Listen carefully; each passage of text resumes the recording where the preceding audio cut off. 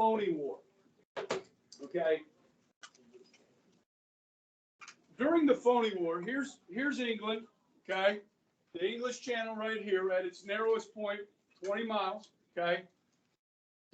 From late April until Germany went on the attack in the Netherlands, Belgium, Norway, and all that, what we did yesterday. During that 6-month period, Britain started sending troops over here to France. Okay. And I talked about the Maginot Line yesterday, yes? And the Ardennes Forest is in here. You can see the Ardennes in southern Belgium, a little bit in Luxembourg down here. Okay.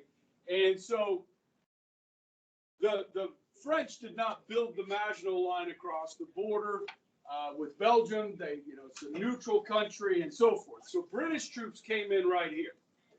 And one of the things that the British started doing, and here's a movie that I think a lot of you have probably seen.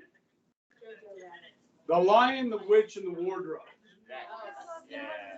C.S. Lewis. Yes, Narnia. Okay. What did they do with the children? Where did they send them? To the countryside, to the estates like Downton Abbey.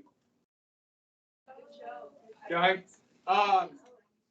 The British government requisitioned estates all over the country, and 3 million children from the cities were sent to the countryside. Now, guys, at this point in 1940, there's 48 million Britons. Every single one of them will be cast into service of some sort. The men of fighting age would, of course, go into uniform. The old men would work the farms, be in charge of the home guard. Young women like you girls, okay, you would be doing a myriad of different things. One of the things you might do is go to the countryside, help take care of those kids, or go to the farms and help the old men on the farm, or man barrage balloons, which I'll talk about later, spotlights, work in air defense systems, work in factories. So generally middle-aged women went to work in the factories, replacing the men. Okay, so with the men going into service, the women going into the factories, working all these shifts, the children had to be sent away. The children were given a name tag, an ID. They were allowed to carry one suitcase, okay, and they were all given them gas masks because it was thought that the Germans would drop bombs with poisonous gas in them. Okay, so as we get into the Battle of Britain, this 6-month period, you have 3 million children leaving the cities of London, Manchester, Liverpool, and so forth, and being sent to the countryside. Okay, but nothing happens for 6 months. You understand? So people are like, what's going on? All right, but then once the war takes up and the Germans invade, okay, and you can see here they're going to use paratroopers in here, okay, as well as they're going to come through the Ardennes Forest. They're going to break through the Maginot Line. Paris here, okay, you can see here they're going to cut to the sea and then break out. Okay, and Paris will fall within 2 weeks. All right. Now, as I mentioned yesterday, the British troops that were here, as soon as the attack on the Netherlands started, the British troops started to try and counterattack and get into Belgium. Germany started bombing Belgium from the air. And when you start bombing cities and towns, you start creating refugees. Tens of thousands of refugees that are fleeing. Now, if they're fleeing Belgium, are they going to flee towards Germany or are they going to flee towards France? They're going to flee towards France, right? Okay, so when the British troops tried to counterattack and go into Belgium, they were met by these tens of thousands, really hundreds of thousands of refugees, carrying what they could, okay, with them. And the British troops were very frustrated because the refugees would not get out of the way. They would not get off the road because the German fighter pilots were ordered to fly up and down the roads leading to France. And if the refugees got off the road, they would strafe with machine gun fire the sides of the roads to push the refugees back onto the roads. This was a tactic that the Germans were using to prevent the counterattack by the British. So the British troops had trouble getting into Belgium. And then before long, here comes the, blitzkrieg at the British troops, and they will retreat. The French troops that are caught up in here are going to be forced to retreat to Dunkirk as well. And this will be the main staging area. Now, the problem with Dunkirk, and really much of this coast, is there's no large ports to bring in big ships to bring people, get them off the beach. They're literally stuck on the beach. If you bring a big ship in onto the beach, what's likely to happen? You're going to beach it. You're not going to be able to get that ship back off the beach. And the Churchill's in charge by this point, guys. And here's the problem. He doesn't want to risk his navy by trying to get all these people out. And there's no place to put the navy on these beaches. So Churchill calls on any citizen that has a boat, any kind of boat, a fishing boat, a tugboat, a pleasure yacht, a rowboat, any kind of boat. He orders anybody who has a boat, get it to the coast of Britain immediately. Okay, and they're going to tie these boats together and bring them across the channel to Dunkirk to try and get these people off the beaches. There's 330,000. Now, the thing about Blitzkrieg that was so successful, the German army was moving so fast, they were having trouble keeping supplies up. Most notably, oil, fuel for their army, for their tanks. Okay, and so the Germans had to pause. They could have wiped these men out, but they had to pause. They were moving so fast. One of the things a lot of people don't think about in warfare, guys, is logistics. You have to supply this army with food, ammunition, and fuel. Otherwise, your army doesn't function. And the Germans were having a hard time keeping supplies up with as fast as the army was moving. So that delay of between 24 and 48 hours in Churchill's order to get as many boats to the coast as possible is going to save the day. Okay. Now, some of you saw the movie Dunkirk. Okay. I thought it was pretty good. And, I've been teaching about Dunkirk for a long time. And when they came out with the movie, I was like, sweet, this is going to be awesome, right? And then I went and saw the movie. I wasn't really disappointed, but they don't really explain what's going on. So if you didn't know what this story, you're like, okay, this is interesting, but I don't really understand it. So I told people, I said, hey, before you go see the movie, read about it. Study up on Dunkirk a little bit before you go see it, okay? And now those of you that haven't seen it are studied up on it, or will be. So this is kind of what it looked like. Now, some of these pictures are real, and some of these are from a movie. Okay, this is real. Okay, this is, I think, from a movie. All right, but this is some of the boats they put together. Okay, and they're going to be able to bring some ships in, and they will use the smaller boats to ferry men back out to the larger ships. You can see these guys here in a rowboat. These guys trying to swim out as shelling's taking place on the beach. Okay, and then at the bottom you can see kind of basically the whole British army that was in France has retreated here, and then you add in another 100,000 plus of the French troops. Okay, so left behind on the beaches of Dunkirk were 2,472 guns. We're not talking about rifles. We're talking about artillery pieces.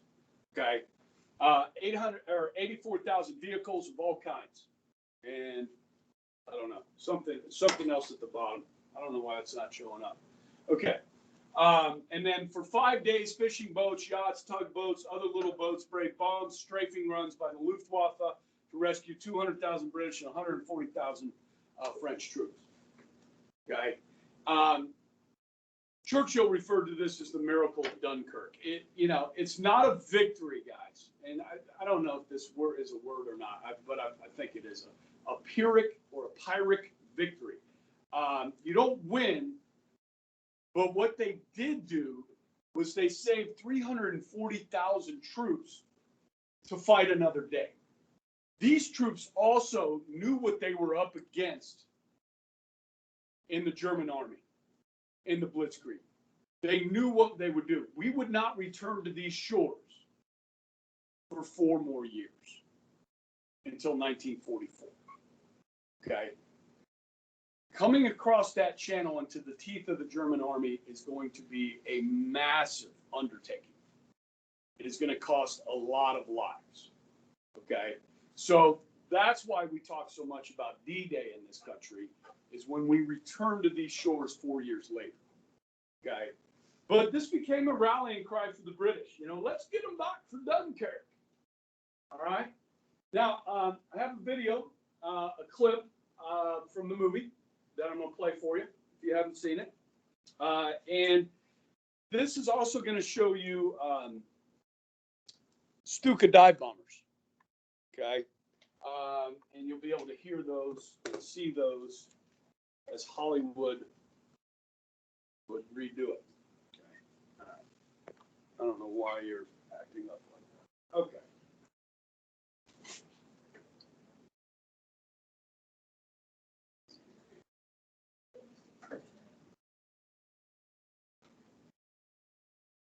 Let's go big.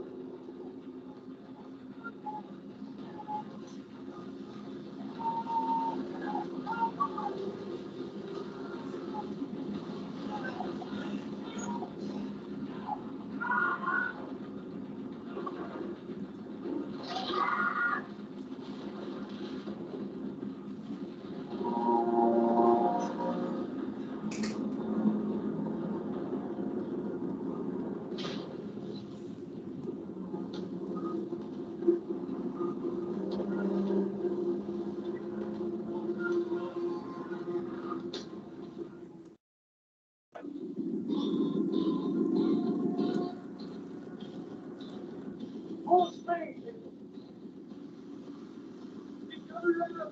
Incoming. 45 is going to drop the stones. I'll give you the signal. No, wait. Make sure you commit to his line.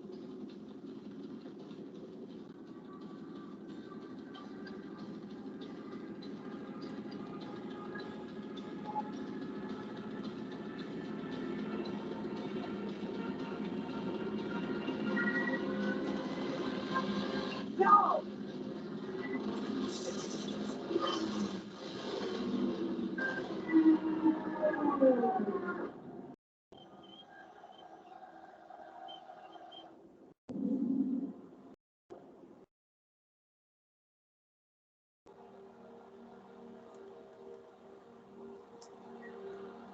It's an RAF pilot out of fuel.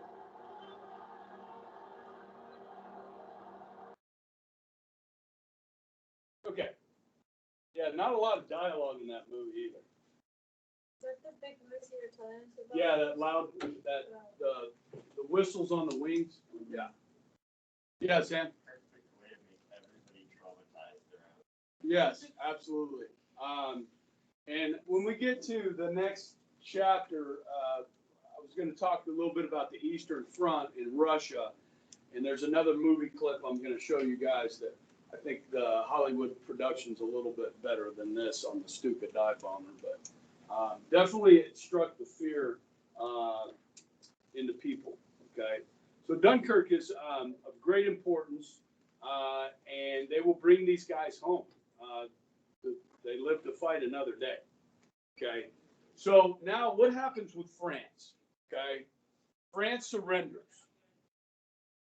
And so what you're going to see, and this is kind of a cruel political cartoon, but there is some truth in it. What's going to happen with France is when they surrender, there's going to be terms of that surrender. All right. And the Germans know that their next target, of course, is Britain. All right. And so they're going to occupy this zone with all along the coastline, and they're going to build what's called the Atlantic Wall along the coast here, okay, to prevent an invasion by the Allies, okay, by the British or maybe later the Americans, okay. This part of France is going to be known as Vichy France. It will become a puppet state. Now, have any of you guys ever seen the movie Casablanca? Okay. So Casablanca is on movie list, one of the top 5 movies ever made for like movie historians. Okay. But you really wouldn't understand what's going on in this movie very well if you didn't understand. Now, Casablanca's in French Morocco. And so wherever the French had colonies, you guys remember French Indochina, where that is? That's Vietnam. Okay. So French Morocco, French Algiers, all of those places, when the French surrendered, the Nazis really had control over the French. And they told the French what to do like puppets. Okay. Now, one of the major problems facing Britain at this point, who, guys, literally is standing alone, Britain is standing alone against the Nazis, the Italians. Okay. One of the problems is the French Navy. What's going to happen to the French Navy now that they've surrendered to Germany? Is that going to fall into German hands, which would automatically put Germany on par with Britain as far as their Navy goes? Remember, which country was the first to violate the 5-Power Treaty that limited the size of navies? France. Okay, so Churchill is really concerned about this. What's going to happen to the French fleet? So while this is all going down, Dunkirk and the French are falling, and then they surrender, Churchill's in communication with the French admirals saying, hey, get your ships out of there and sail them into British ports. If you want to, you can sail them to Canada if you want. Sail them to Britain. You can sail them down to South Africa. Just get them out of there, get them away from the Germans. Okay, and much of the French fleet is down here in the Caribbean. And so some of the French commanders are going to follow Churchill's orders, the admiral. Others will not. Churchill cannot allow this fleet to fall into German hands. Britain has its back to the wall.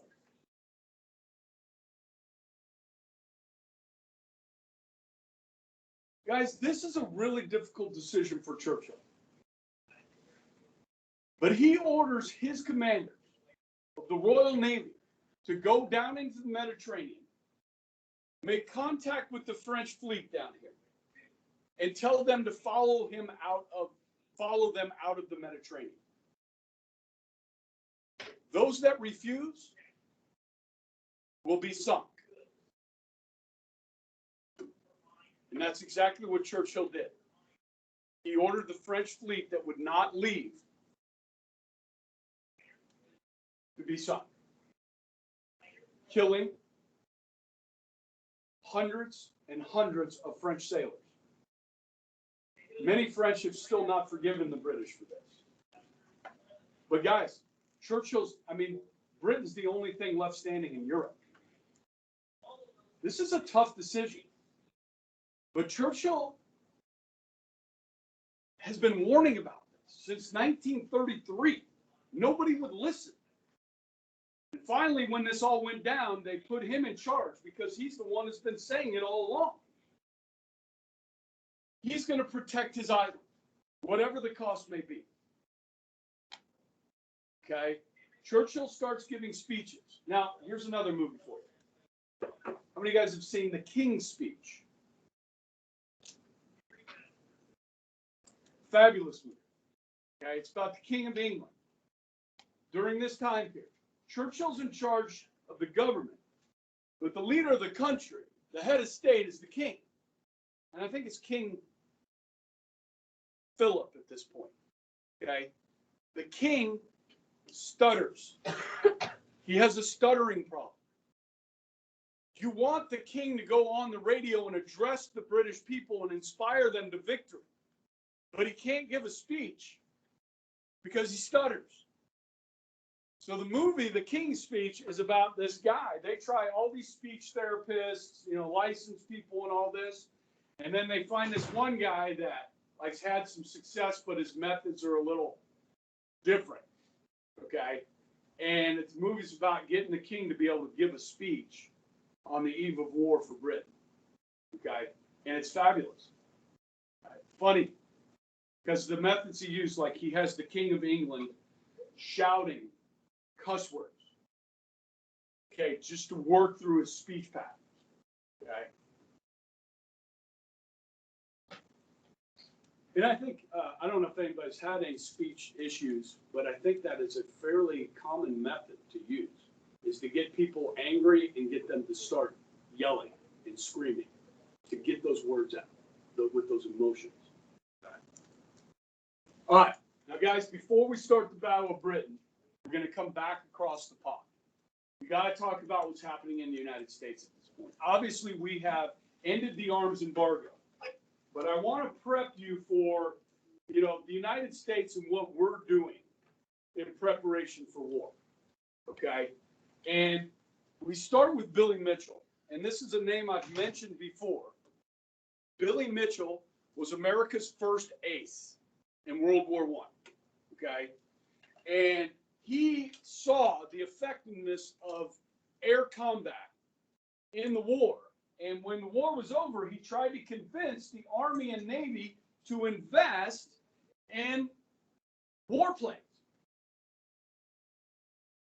They just didn't really see the true uses of it. He became very frustrated by the military, and they're slow moving. They don't like change.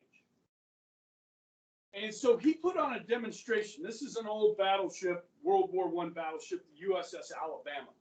So he put on a demonstration. And he dropped 6 2,000-pound bombs from an airplane on the ship. At this point, the light bulb's supposed to go off for his superiors, and they're like, wow, that's a really effective use of airplanes. But the light bulb didn't go off. So Mitchell does something you're not supposed to do in the military, and that is break the chain of command. So he went above his superior's heads to complain about this, and he got court-martialed. This is our first ace. This is a war hero. He gets court-martialed. Okay? By 1927, when Lindbergh makes his flight, the military's finally becoming convinced of, hey, this is something we need to invest in. Okay? Because, look, we don't want to go to war, but we may have to go to war. So if we have to go to war, should we be prepared for war? And so that's what we're kind of talking about here, that development of the American military for World War II. All right? They said, well, the ship was stationary. So if the ship was moving and you have a moving plane and you're trying to drop bombs on a moving target like that, it's not going to work. Yeah. This kind of thing that can not exist. What's that? Stupid dive bombers just kind of made that. Well, this is 1921. Yeah. But yes. And we will actually have some new technology that's going to help us be more accurate with our bombs. Okay, that will come along. And this is why smart people are important. Figure these types of things out. Okay.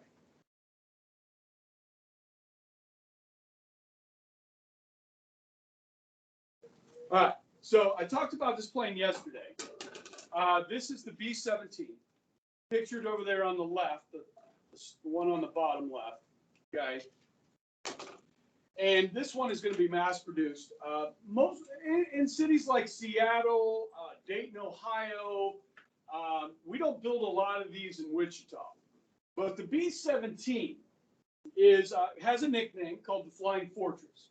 And so in 1935, we began to produce this bomber. All right, and it's quite an interesting aircraft. It has a 10-man crew. Okay, on this plane. It's obviously got 4 engines, all right, and it's meant to be able to defend itself like a fortress. So you have side gunners here and on the other side. You have a tail gunner. This guy is in a ball turret underneath the plane to shoot at fighter planes that are coming up from underneath it. Now, usually you have to pick somebody kind of small. So somebody like Cooper, you can put in that little thing right there. Okay. You have a front gunner here and a gunner on top. You got a pilot, a co-pilot. You got a navigator, a radio operator, and a bombardier. 10-man crew. So if you lose one of these planes, how many people are going down with the plane? We're going to lose thousands of these. Okay. But this plane is a very effective tool of warfare. As I mentioned, the Norden bomb sight, okay, to make us more accurate. Okay, this actually is incredible technology for the 1930s and early 40s that would, over the target, would take over flying the plane like an autopilot, okay, and tell the bombardier when to release the bomb. This was top secret. And when these planes landed, they would actually remove the Norden bomb sight from the plane and put it under lock and key. And then when the planes were getting ready to take off, they'd put the bomb sight back on. Okay. Now, if you can imagine flying at, say, I don't know, 15,000 feet, okay, and you got a bowling ball. You're in a little Cessna, okay, you got a bowling ball, and you're going to try and drop the bowling ball from the airplane and, say, hit something the size of a Walmart from 15,000 feet. How accurate are you going to be? You have to factor in a lot of different things. You have to factor in the airspeed of your plane, the rotation of the Earth, okay? You have to factor in the wind speeds and the altitude. Okay, that's what the Norden bomb sight did. Okay? Again, that's why smart people are important.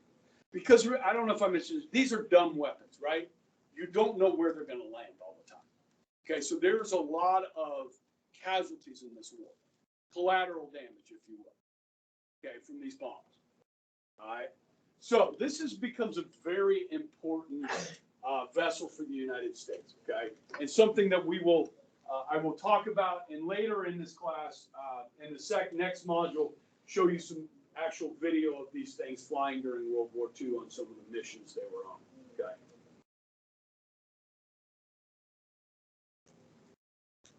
Just some more pictures. These were taken at the World War II Museum. Okay, this is a better picture of the ball turret down here. A really good movie. I don't know if anybody has seen it. It's called Memphis Belle. The Memphis Belle. Okay, it's about, so guys, if you were on one of these flight crews, we were on a 10-man crew, okay? If you survived 25 missions, you got to come home. and train other people to do it. If you survive 25, most crews did not survive 25, especially in 1942 and 43. Okay, by 44 and 45, more crews were surviving. But the Memphis Belle is based on a true story of a crew. So these planes would be named generally by the pilot. Okay, and they'd have paintings and pictures on them, sometimes of beautiful women. But this one's called My Gal Now. Okay, the Memphis Belle, the movie's about their 25th mission. And they're going to send them to Berlin, which is one of the most heavily defended targets on the planet. The Germans have a lot of anti-aircraft fire. They have a lot of planes to shoot down your bombers. And it's got a great cast of characters in it. And it's a very well done movie called The Memphis Belle. You might want to check that out. Okay. And then this just kind of goes in. And this is actually pretty interesting because it shows you statistics on the percentage of which job you had on the plane, your percentage of being wounded or killed. Some positions you had much higher kill rates than others.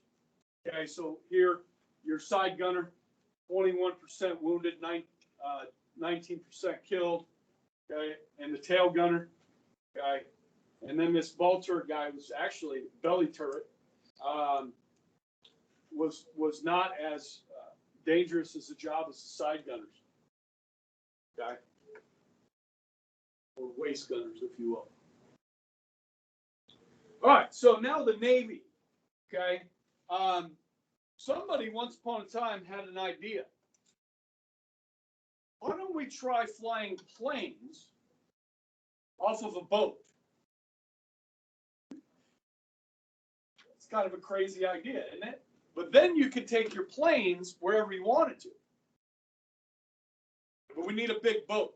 Okay, so they started with barges. Okay, and kind of the guy that we give Billy Mitchell a lot of credit for the Army. Well, in the Navy, we give William Moffett a lot of credit.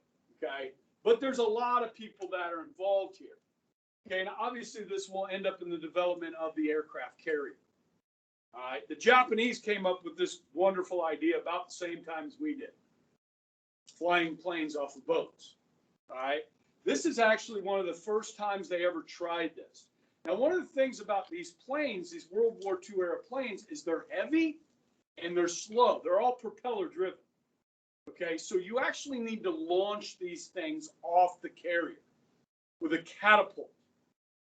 That sounds dangerous. Okay, so this is off the coast of Pensacola, Florida. And this is 1915, an AB flying boat, because they wanted to use a boat that could land in the water in case it didn't work. You know what I mean? And so it was successfully catapulted from a barge by Lieutenant Patrick Bellinger of Pensacola, Florida. The catapult used was designed by a guy named Holden Richardson. Again, probably a pretty smart guy. All right. And so over time, we would develop these aircraft carriers, which would be so important in the battle in the Pacific, right? Because we're fighting the Japanese in the Pacific and close to their homeland. We need to be able to transport aircraft to those regions. This will allow it, okay? So some of the famous World War II aircraft carriers, USS Yorktown, the Lexington, the Enterprise, some of them were big, some of them were small. Okay. So FDR calls on the nation to rearm. Now he's not trying to be a warmonger here, because he's still got to get reelected. And so he calls on the nation to build 50,000 aircraft a year. That's a lot of planes. We will never reach 50,000 a year, but we will reach like 28,000 a year, which is a lot of planes.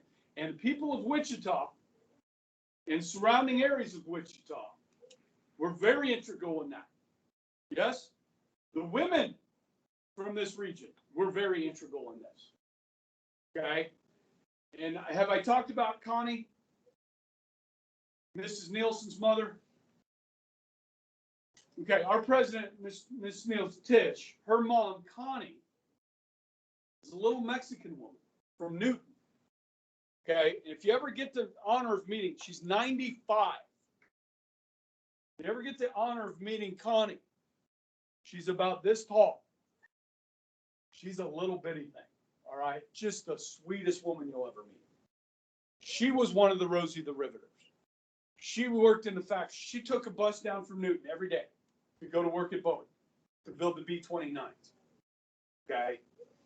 I had a girl in class, two sisters actually, that came through. They were really tall, skinny girls. Okay. And so was grandmother. And because grandmother was tall and skinny, she was one of the only people that could fit into a certain part of the B-29, okay, to do the work in the plane. She was integral. She was so important to the cause. You understand? We had over 25,000, I think it was around 27,000 women working at Boeing in shifts, building these planes. Not just the B-29, but other planes as well. Okay, we also had Beechcraft, okay, that was here as well, building airplanes. Coleman, which was building supplies, okay, for the soldiers and so forth. Okay, so the war effort at home, and I'll show you a video on that. Okay, on the war effort at home. All right, but Connie's wonderful, and she was a big push behind getting Doc, which is the one that's flying around today, and getting that back in the air. Okay, it took about 10 years to get that old B-29 out of the boneyard where they put all the old planes. Each engine cost around $100,000 to rebuild, and a lot more to rebuild the whole thing. Okay, and now that sucker's flying around the United States, and it's awesome. Okay, and so is Connie. And so are all the people that helped, with this war effort. Okay. He asked for a 2-ocean Navy. FDR did. So we'd have one based out of Norfolk, Annapolis on the East Coast. And then obviously you have San Diego guys, but also Hawaii, where the fleet would be based at Pearl Harbor in Hawaii. Okay. But in 1940s, Hawaii was not a state yet. It was a territory of the United States, as Guam is today, okay, and the American Samoa is today. All right. FDR knew that if Britain didn't start receiving more help, that they may fall. Okay, what time do we get out? 35. Okay. Now, just going to go back across the pond here for a minute, and this is what we see. Now, Italy, of course, is part of the Axis powers with Germany, okay, and Japan, okay. Spain has fallen to Franco and the fascists there. Ireland's there too. Thank you. Yes. Guys, they stand alone. They stand alone. The United States is not getting in this thing. Okay. So when we look back at Churchill,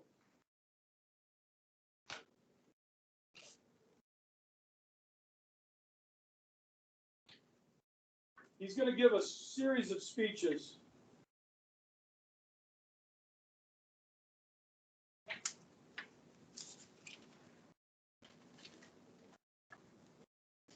See if I can find the 1-minute version. Let me find the speech.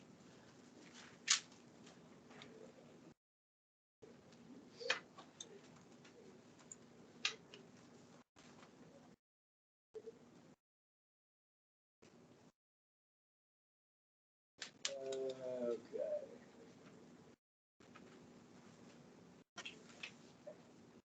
Why is that not in here?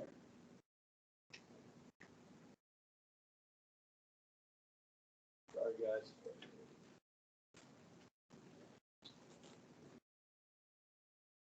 Okay, there's mine. Where's mine? I can't find my drive. Give me a second.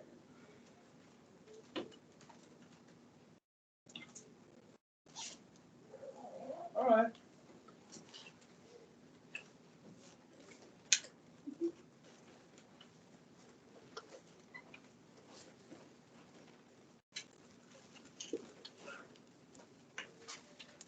All right, you ready? This is a speech Churchill's gonna give. Listen to the words. Sometimes you need to get away. Is the bell gonna ring? Is the bell gonna ring? All right. Wait till tomorrow. We'll wait till tomorrow.